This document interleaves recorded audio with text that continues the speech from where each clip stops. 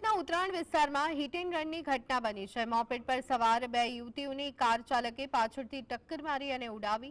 ઘટનાને અંજામ આપ્યા બાદ કાર ચાલક ઘટના સ્થળેથી ફરાર થઈ ગયો। સમગ્ર ઘટનાના સીસીટીવી ફૂટેજ સામે આવ્યા છે, જેના આધારે પોલીસે આરોપીની ધરપકડ કરી છે।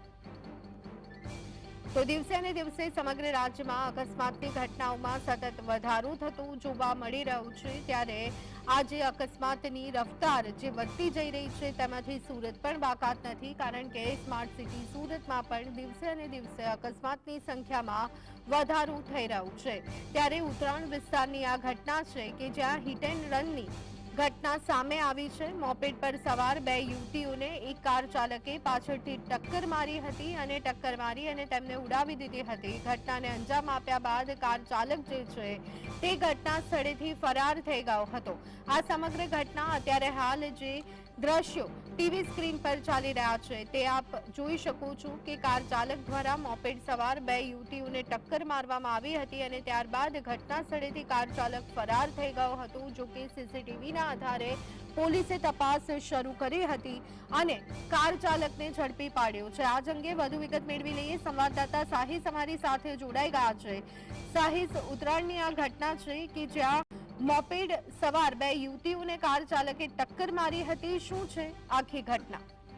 બિલકુલથી ચોક્કસપણે સુરત શહેરની અંદર અવારનવાર અકસ્માતના બનાવ સામે આવતા હોય છે, ત્યારે ફરીથી હિટ એન્ડ રનની ઘટના જે છે તે ઉત્તરાયણ વિસ્તારમાંથી સામે આવી છે। મોપેડ સવાર બે યુવતી જઈ રહી હતી અને કાર ચાલક પાછળથી આવી ટક્કર મારી દેવામાં આવી હતી। ઘટનાને અંજામ આપી કાર ચાલક ફરાર થયો। સમગ્ર ઘટના સીસીટીવી કેમેરામાં કેદ થઈ હતી।